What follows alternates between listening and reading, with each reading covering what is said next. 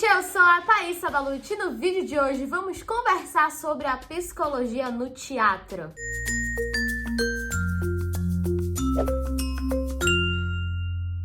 Trouxe aqui a Thaísa.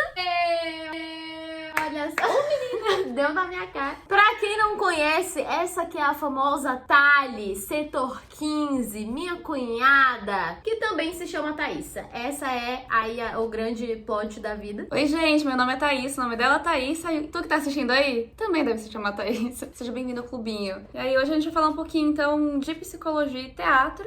Só pra contextualizar vocês, eu já fiz curso de teatro e a Thali é psicóloga. Inclusive, vou deixar aqui as redes sociais aparecendo, porque lá no Instagram dela, ela dá muita dica e ajuda muita gente. Então, esse vídeo ele vai ser no formato bate-papo. Galera aí que tem interesse em teatro, em psicologia, vem com a gente. E quem não tem, fica, porque eu tenho certeza que vai ser interessante pra todo mundo. E eu já vou começar aqui falando que, assim, pra mim, o curso de teatro, ele deveria meio que ser obrigatório tu ter um acompanhamento com alguma psicóloga ou fazer análise ou qualquer coisa assim que vai te ajudar com tudo que a gente descobre sobre a gente no curso de teatro. Sim, acho que um grande ponto que fica aí, né, Tatá, é que quando tu é ator, tu tá tentando entregar uma sensação de uma pessoa que não é você mesma. Só que, nesse ponto, tu precisa saber quem tu é, quem é o personagem e, dentro disso, tentar resgatar os teus sentimentos pra emprestar pra aquele personagem, né? Então, nada mais do que o ator é do que um corpo emprestado pra arte. Então, acho que tem esse lado de o ator, ele precisa se descobrir pra ele não se misturar.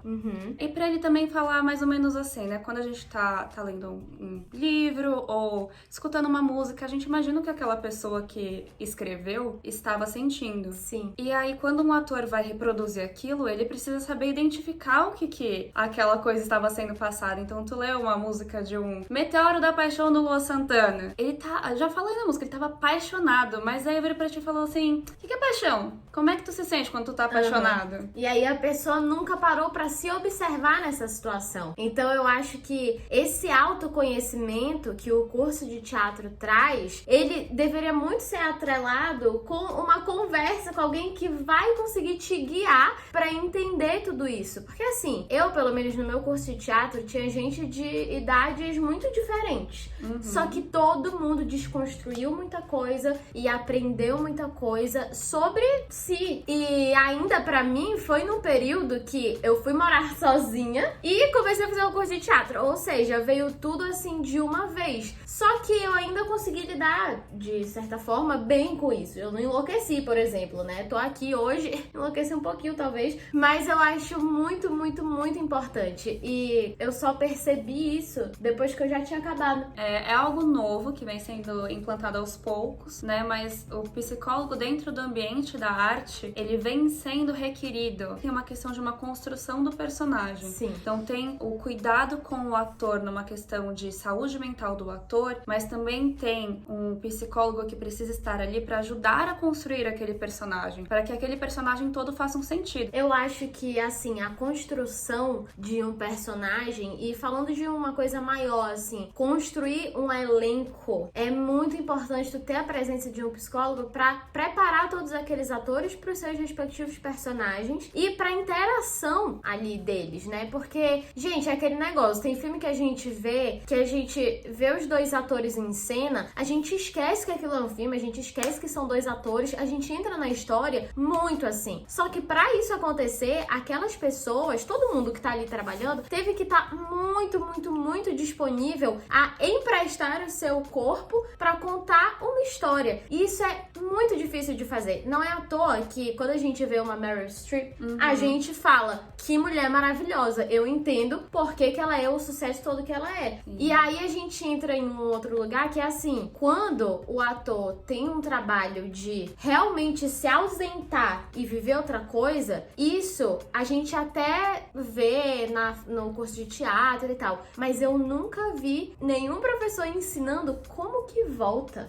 Essa pra mim é uma parte assim extremamente necessária e que eu não vejo as pessoas dando muita importância, porque todo mundo só tá tipo assim, não, tu tem que deixar o personagem entrar. E aí tu fala, beleza, deixei o personagem entrar, mas e agora, como que eu volto pra mim? Ok, então a gente tem um ponto aí muito importante. A Thaísa consegue abrir mão do personagem Thaísa pra interpretar outro papel, e quando isso passar, quando eu tô falando nesse lugar de como é que eu volto, precisa voltar necessariamente pro ponto que tava? Não, nunca vai voltar pro que tava, porque a gente aprende muito Exato. com tudo que a gente vive sendo outra pessoa, né?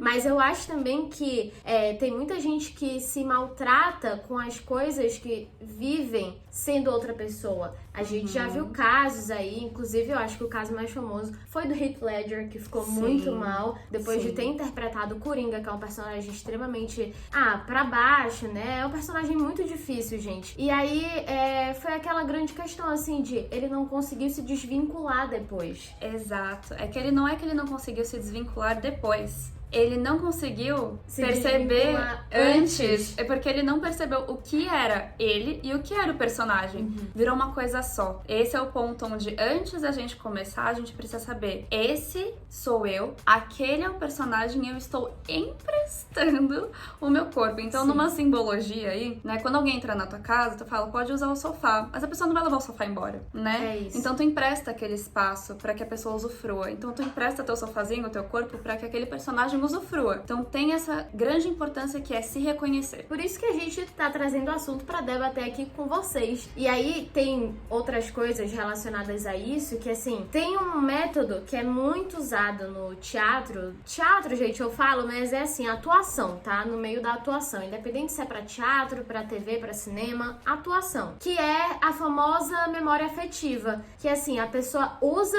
um negócio dela, eu uso uma coisa minha, Thaísa, pra levar uma emoção pra personagem que eu tô vivendo. E assim, isso funciona muitas vezes.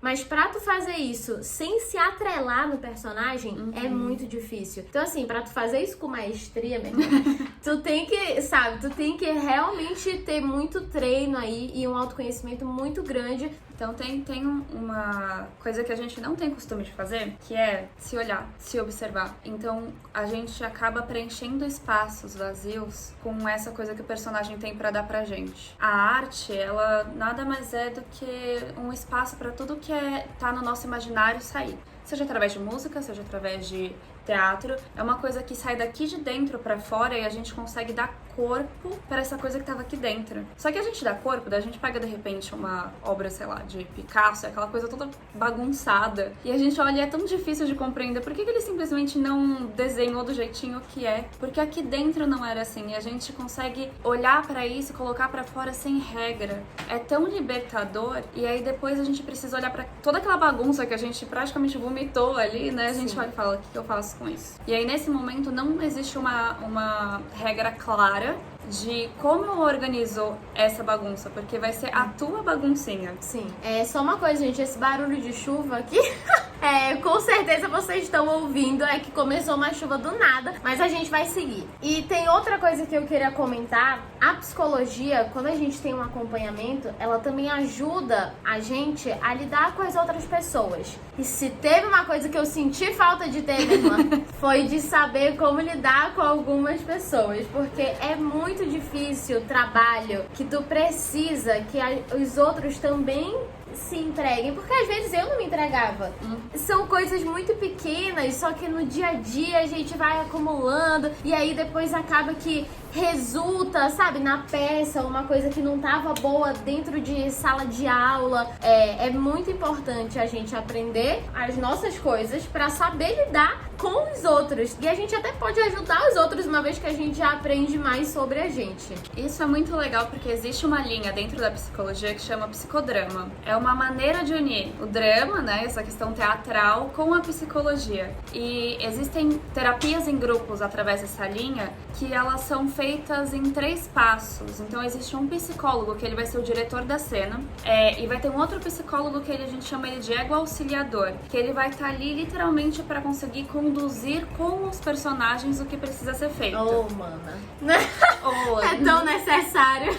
E eu vou dar um exemplo de assim, vamos supor que eu passei pela morte de algum parente, então essa vai ser a cena que a gente vai reproduzir ali. E aí alguém fala, eu tenho uma questão com a morte do meu parente, tá difícil de lidar, quero levar pra essa terapia em grupo, que é através dessa vertente. O diretor vai falar, tá bom, então tu vai ser a pessoa que, né, tá lidando com isso, aí vai ter o outro que vai ser a pessoa que morre, aí vai ter aqui tua mãe que te ajudou, teu vizinho, teu amigo, teu namorado, tua namorada, e aí todos ganham papéis para executar na cena. E aí o primeiro passo eles começam a fazer esse ego auxiliador, que é esse outro psicólogo, ele vira e fala, tu tá sentindo isso? Parece que quando tu vai falar com a tua avó, com o teu vizinho, com o teu pai, com a tua mãe, tu tá expressando isso. Faz sentido pra ti? A gente começa a nomear o que aquele ator tá representando naquela cena pra ajudar ele a falar, é isso que eu tô sentindo? É assim que eu expresso? Aí a segunda atividade é a atividade de espelho, que é como se a gente estivesse aqui. E aí a Tatá começa a fazer as coisas. Aí eu venho junto com ela aqui, ela tá fazendo assim, eu venho fazendo assim, e ela começa a se enxergar, né? Então eu viro e falo, tá, então começa a contar da questão da morte da tua avó. Aí ela começa a representar o que ela tá sentindo, e eu vou fazendo as mesmas expressões, e ela começa a se ver. Ela fala, caraca, eu faço isso desse jeito. E a terceira, que é a mais importante, por isso que eu trouxe essa questão à tona, que é a questão de inversão de papéis. Aí eu vou virar e falar assim, tá bom, agora tu não é mais a pessoa que perdeu a avó, tu é a tua mãe que tá tentando te ajudar, e eu vou ser a que perdeu a avó. E aí, como é que tu lida com isso? Então são 3 fases, que é aprender a dizer o que tu tá sentindo, aprender a se olhar e se colocar no papel do outro. Fazer essa terapia em grupo durante um curso de teatro seria fundamental para todos. Devia ser uma matéria. Deveria ser uma matéria. Eu acho que deveria estar mais do que implícito, uma vez que a gente reúne um grupo de pessoas, colocá-las para se trabalharem, para elas aprenderem a nomear o que estão sentindo, aprenderem a se ver enquanto elas estão fazendo aquilo, e aprender a ver o outro e executar o que o outro faz. Nossa, isso veio tanta coisa durante o meu curso agora na minha cabeça, que assim, no curso a gente faz muitos exercícios, inclusive exercícios assim, nesse estilo, né, de agora troca, agora tu vai ser tal pessoa, tu vai ser tal pessoa. E quando a gente consegue trocar de lugar, é muito mais fácil de enxergar como melhorar o outro, sabe? E aí tu fala, então se eu tava fazendo desse jeito, agora eu sei um jeito melhor de fazer isso. Agora eu consigo resolver o problema que eu não sabia resolver quando era comigo. Isso pra vida, né? Porque o teatro e a psicologia, eles estão muito atrelados com tudo que a gente vive no nosso pessoal. E aí, tem um exercício que eu gosto muito de fazer quando eu pego um texto, que eu leio o texto todo e eu vou exatamente fazendo isso, colocando nome, o que a pessoa tá sentindo quando ela fala isso. E isso aqui. Porque assim, tu pode começar uma cena amando alguém e terminar odiando essa pessoa. Só que os sentimentos, eles não estão ali só, ou é amor ou é ódio. Eles transitam por muitos sentimentos no meio do caminho. Porque tu precisa identificar o que é amor, o que é ódio, como eu expresso cada um deles. Como o personagem expressa cada um deles. Eu vou dar um exemplo muito básico. Quando a gente tá gostando de alguém e alguém vira pra gente e fala te amo, a gente fala, ai meu Deus, ele me ama. Só que daí quando a gente não gosta da pessoa, a gente escuta a mesma frase, a gente fica, larga do meu pé, meu Deus. É a mesma cena, sensações diferentes. A gente mesmo vivencia uma única cena de muitas formas. E a gente só precisa descobrir de qual daquelas formas o personagem precisa que a gente empreste pra ele naquele momento. Eu queria dar 3 indicações, tá? Antes da gente terminar aqui.